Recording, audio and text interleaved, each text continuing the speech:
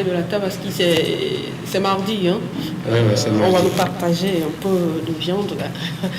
Eh bien, Imam Djomadjo Suleiman est avec nous. Nous allons parler de cette fête-là. Imam, bonjour. Bonjour. Merci d'avoir fait le déplacement. On se prépare bien. Très bien. Mardi, je serai en boubou aussi, en Inch'Allah. bazin, blanc comme vous. Et puis, je passerai à la maison pour la bouffe. C'est la partie que moi j'apprécie. Eh bien, quand on parle de tabaski, c'est quoi exactement le tabaski? C'est la fête de mouton, comme on le dit. Quel est le sens de cette fête-là? Je remercie Allah, le maître de l'univers. La tabaski, c'est la commémoration de l'acte salutaire qu'Abraham a fait, et c'est une leçon pour l'humanité.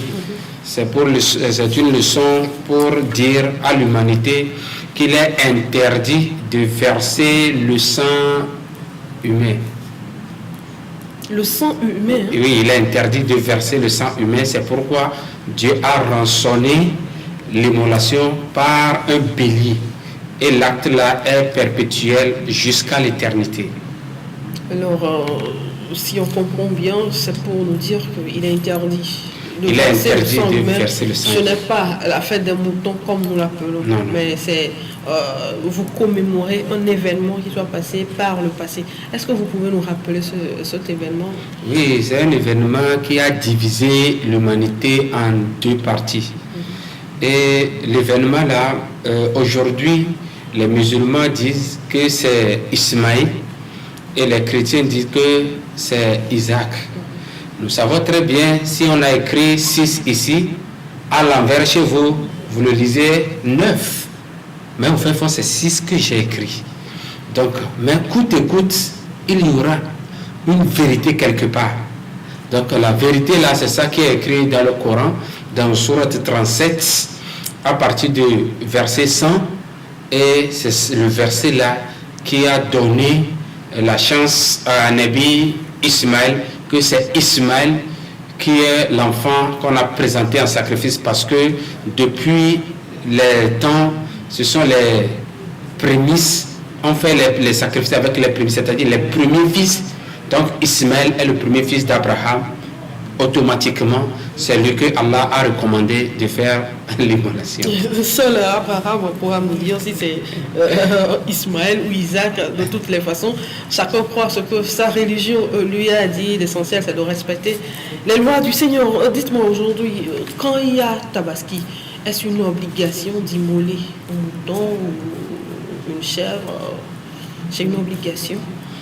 Non, pour chaque ménage, bien sûr. Oui, non, ce n'est pas obligatoire. Si tu as les moyens pour le faire, tu peux le faire. Mais si tu n'en as pas, c'est pourquoi, au temps du prophète Mohammed sallallahu alayhi wa sallam, il a pris 2 moutons, il a égorgé que ça là, c'est pour ma famille, et l'autre là, c'est pour la communauté qui ne veut pas avoir les moyens de le faire. C'est-à-dire que le prophète nous a déjà fait. Si tu n'en as pas, il faut te patienter. C'est une épreuve de la part de ton Seigneur. Donc, ça revient à toi de se patienter.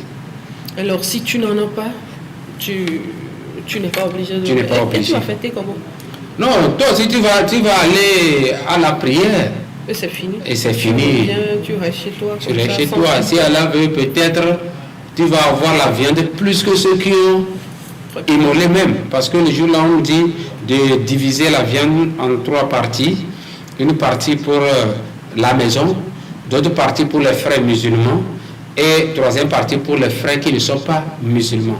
Ok, donc si vous avez les moyens de tuer un bœuf par exemple, oui, vous avez l'obligation de partager ça en 3 parties, c'est ça? 3 parties.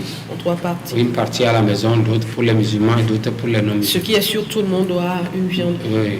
Eh bien, on voit que souvent vous donnez la viande fraîche à certaines personnes, oui, à d'autres personnes, on le fait bien assaisonné, bien cuit, bien frit, oui, avant de leur donner. Quelle est la signification de ces deux? Non, à certaines, on donne la bière, non pas la bière, hein, la viande fraîche. À d'autres, on donne la viande qui est déjà préparée. Tout. Non, l'essentiel est qu'il faut seulement faire le sacrifice de donner. Donc si tu voudrais assaisonner avant de donner, ça dépend de toi. Mais si tu veux partager ça comme ça, l'essentiel est que il faut que tu partages. Si tu ne donnes, si tu ne partages pas, est-ce un péché? Non, ce n'est pas un péché. Si je tue mon mouton, par exemple, je dis je garde ça pour moi et ma famille. Non, il faut manger, ça dépend de toi. Tu n'auras pas la bénédiction, beaucoup de bénédictions, parce que c'est le jour de donner. Donc si tu donnes, tu as plus de bénédictions. Mais si tu refuses, ça n'engage que toi. Alors, là, vous n'avez pas envie de dire que c'est obligatoire, Non, mais vous mettez les gens devant les faits. Tout le monde veut la bénédiction, donc je préfère partager. Dites-moi, souvent les El Hadj, avant la Tabaski, font des jeûnes, c'est dû à quoi? Oui. C'est dans le Coran aussi? C'est le 12e, les 10 premiers jours du mois, du 12e mois. Donc, ce sont des journées qui sont très bénéfiques pour les musulmans. Parce que Allah, le prophète Mohammed sallallahu alayhi wa sallam dit, les jours où Allah récompense plus, ce sont les 10 premiers jours du 12e mois lunaire. Donc, c'est dans ça qu'un musulman doit jeûner. Si tu jeûnes, c'est une bénédiction pour toi. Mais si tu ne jeûnes pas, parmi les 10 jours-là, mais la veille, il est obligatoire à tous les musulmans de jeûner parce que... Ce n'est pas seulement les imams, les Allah, c'est tout le monde, c'est tous les musulmans. La veille là, c'est le jour, on appelle le jour de Arafat. C'est le jour où... Arafat, c'est un lieu en Arabie Saoudite, c'est le lieu où le jour où Allah a recommandé de venir prendre l'argile pour façonner Adam. C'est l'argile là que l'ange là est venu prendre pour façonner Adam, et c'est le lieu où Adam et Ève ont fait leur première rencontre. Et Adam dit, je t'ai vu. Arafat, l'explication de Arafat, c'est que je t'ai vu. C'est-à-dire qu'ils se sont retrouvés sur le mont Arafat. Donc c'est un lieu historique. Alors, dites-nous notre avant-dernière question là. Pourquoi le jour de la fête, les gens ne tuent pas leur mouton avant d'aller à la prière? C'est après la prière, l'imam principal, il tue le bœuf, et maintenant c'est au retour de la prière que à la maison les gens commencent par tuer leur bœuf, mouton et autres là. Ok, nous savons très bien que l'islam c'est de l'ordre. L'islam n'aime pas des désordres, non, mais plutôt de l'ordre. Si l'imam commence à immoler, ça veut dire qu'il a donné OK à chacun d'aller immoler. Mais si tu immoles avant imam, on ne considérera pas comme sacrifice. C'est comme tu as donné. C'est compliqué. Mais c'est pas compliqué.